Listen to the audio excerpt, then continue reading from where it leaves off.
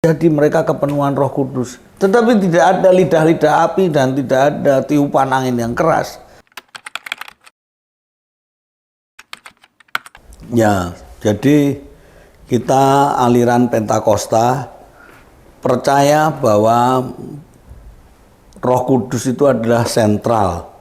Roh Kudus itu adalah menjadi pribadi dari Allah Tritunggal yang kita akui sebagai pribadi Tuhan sendiri. Nah, Tuhan memberikan Roh Kudus itu pribadinya sendiri. Dan apakah setiap orang harus penuh Roh Kudus itu berbahasa roh? Nah, kita percaya yes, setiap orang yang penuh Roh Kudus harus bisa berbahasa roh. Kenapa? Yaitu sesuai dengan ajaran Alkitab. Kembali textbook kita landasannya adalah firman Tuhan.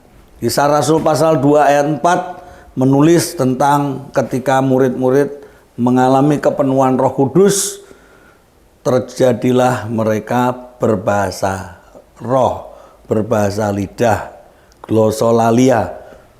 Tetapi juga disertai dengan lidah-lidah seperti api dan tiupan angin.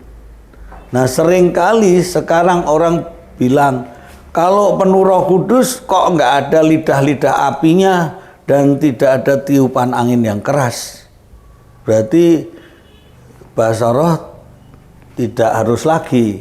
Nah, salah pendapat itu. Sebab dalam Alkitab, di dalam Kisah Rasul pasal 8 ayat 17, ketika Petrus dan Yohanes itu menumpangkan tangan ke atas orang-orang Samaria, mereka juga kepenuhan Roh Kudus. Mereka berbahasa roh. Karena mereka melihat ketika Petrus dan Yohanes menumpangkan tangan, terjadi mereka kepenuhan Roh Kudus. Tetapi tidak ada lidah-lidah api dan tidak ada tiupan angin yang keras. Tapi mereka tahu, loh mereka kok kepenuhan Roh Kudus dari apa? Pasti dari tanda, yaitu mereka berbahasa, yang orang bilang berbahasa roh. Kisah Rasul pasal 10 ayat yang ke-45, 46, 47 tentang keluarga Kornelius yang mengundang Petrus ke rumahnya. Kembali terjadi mereka penuh Roh Kudus dan kembali mereka berbahasa-bahasa, yaitu bahasa-bahasa baru, bahasa roh. Karena orang-orang semua itu tahu, loh kok mereka juga menerima kepenuhan Roh Kudus. Kembali tidak ada lidah-lidah api dan tidak ada lagi tiupan angin yang keras. Kisah Rasul pasal 19 ayat yang ke-6 mengatakan bahwa mereka juga penuh dengan Roh Kudus ketika Paulus melayani di Efesus. Ada 12 murid, Paulus menumpangkan tangan ke atas mereka, penuh Roh Kudus, dan mereka mulai berbicara dalam bahasa-bahasa yang baru, bahasa roh, glosolalia. Kembali tidak ada, yaitu yang namanya rushing wind, tiupan angin keras, dan tidak ada lidah-lidah api. Nah, demikian juga dengan kita sekarang yang hidup di zaman ini. Kita juga merindukan kepenuhan Roh Kudus supaya pribadi Tuhan sendiri hidup dalam diri kita. Nah, seringkali terjadi di akhir zaman ini juga orang-orang percaya penuh dengan Roh Kudus, tidak ada rushing wind, tiupan angin keras, tidak ada lidah-lidah api di atas kepalanya, tetapi yang ada mereka berbahasa-bahasa baru, yaitu glosolalia, bahasa-bahasa lidah, karunia lidah. Jadi kesimpulannya, setiap orang harus tetap merindukan kepenuhan Roh Kudus, yaitu dengan berbahasa roh. Kenapa kok berbahasa roh? Ya, kalau orang kepenuhan roh setan, dia mesti juga teriak-teriak, wah, manifest. Nah, kalau orang kepenuhan roh Tuhan, ya manifest. Tapi manifestnya adalah bahasa roh yang memuliakan Tuhan, yang meninggikan Tuhan.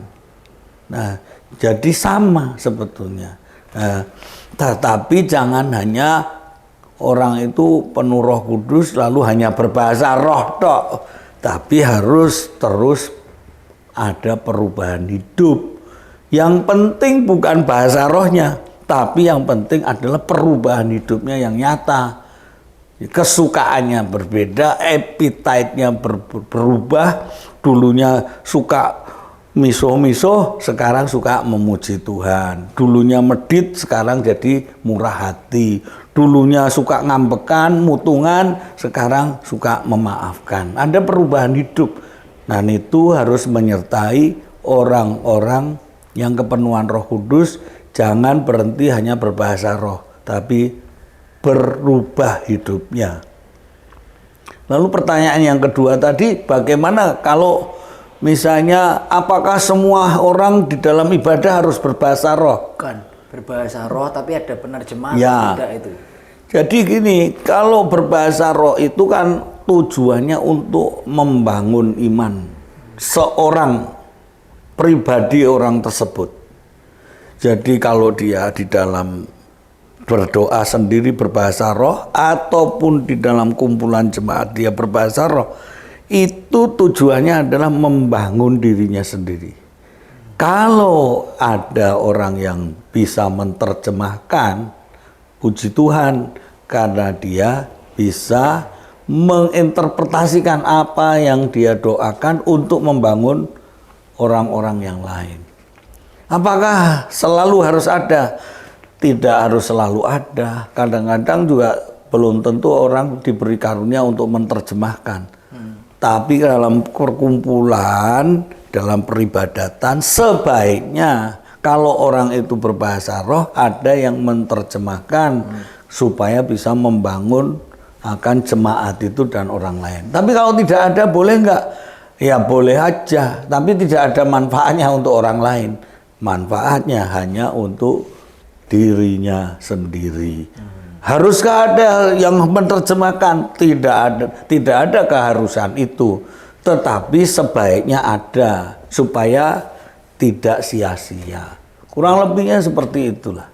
Jadi mari semua jemaat Hagios Family khususnya maupun setiap saudara yang orang Kristen, biarlah penuh dengan Roh Kudus. Alkitab bilang jangan mabuk anggur, tapi hendaklah kamu penuh Roh Kudus. Tandanya apa? Tanda awalnya adalah berbahasa roh. Dan kemudian ada buah-buah roh yang lain, perubahan hidup yang menyertainya. Ya, kurang lebih seperti itu. Oke. Tuhan boleh memberkati setiap saudara. Oke. Amin. Terima kasih.